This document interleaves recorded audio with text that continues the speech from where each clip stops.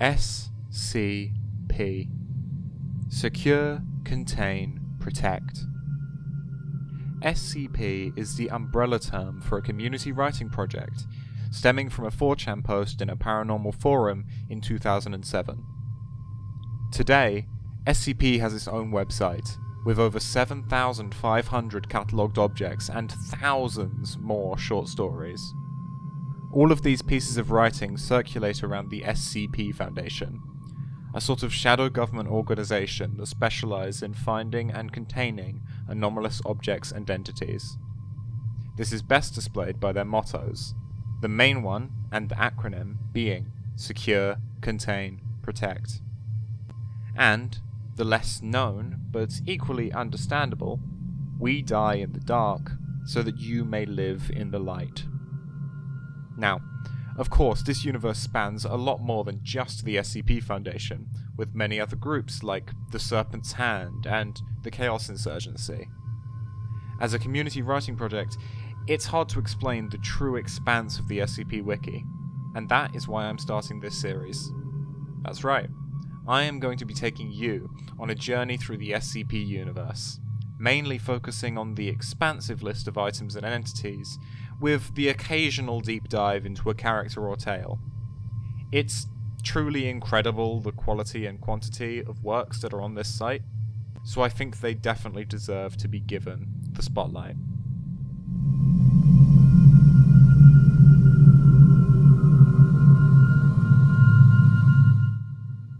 Before we begin, there are some important things to understand about the SCP universe. Firstly, let's talk about item classes. The three most common item classes are Safe, Euclid, and Keter. Safe items are those that are easily contained, and the Foundation has a definite understanding of. This doesn't mean the item isn't dangerous, just that the resources it requires are not incredibly significant. Euclid entries are those with the largest range. They are usually those which require more resources to contain or cannot be contained reliably. Euclid objects are usually autonomous or sapient due to the unpredictability that comes with thinking for themselves. That's why they get put into this class.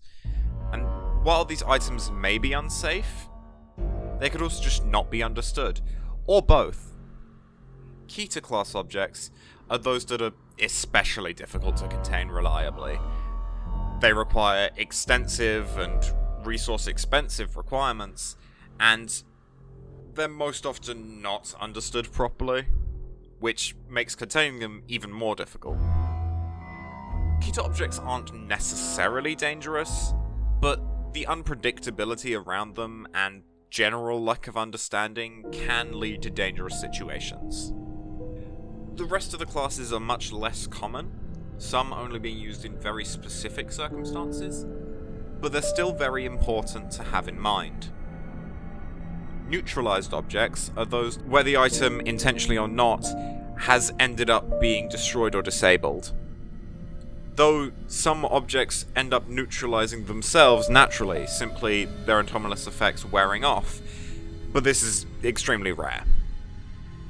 Decommissioned objects are different from those neutralized since they are always intentionally destroyed or stripped of their anomalous attributes by the Foundation. Usually, the Foundation avoids decommissioning objects, but the ones in this class were deemed to be too difficult or require too many resources to contain.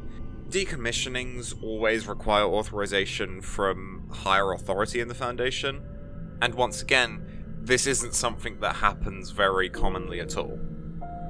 Explained objects are again different from the previous two objects types, since they end up never having been anomalous in the first place.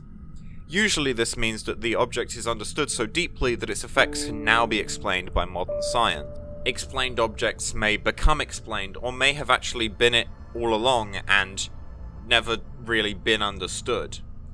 But either way, they are not anomalous anymore. Pending objects are, as the name suggests, items that do not yet have enough information to give a class to. The class is very rare and usually changes into an actual rating very quickly. The final class, that isn't a class, is esoteric or narrative, given to objects that do not fall into any other class or exist purely to push forward the narrative of a main SCP. Therefore, they're not really fully fleshed out items. Objects in this class tend to remain that way and are very rarely expanded on.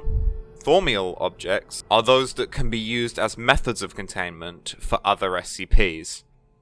The existence of Thaumiel SCPs is classified, and their location is not known by many other than a very few people inside of the Foundation due to the controversial nature of actually using SCPs. This knowledge is usually kept to members of the O5 Council or site administrators.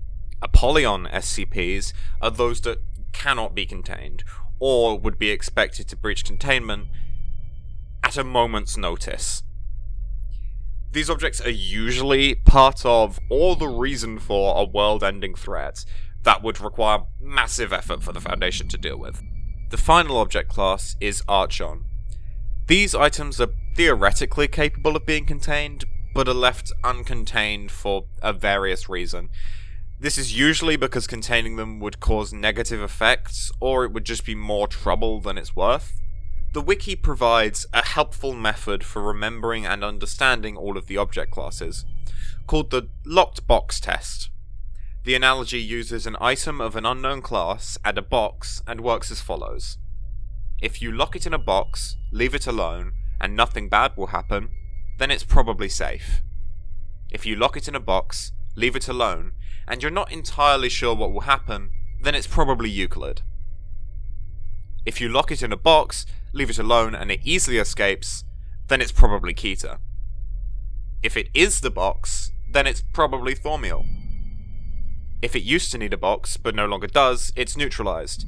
If this is because of deliberate decision by the Foundation, it was probably decommissioned. If you can't fit it in a box, and it's about to end the world, then it's probably Apollyon. If you could have locked it in a box but chose not to, then it's probably Archon. And if it turns out it never needed a box in the first place, it's probably explained. Item classes are an integral part of literally every SCP, so understanding these, or having at least a basic understanding in the back of your mind, is incredibly important. I hope this video has helped you to understand these. In the next video we will be looking at headcanons, explaining what exactly a headcanon is and what it will be moving forwards. So I hope you can look forward to that. And thank you very much for listening.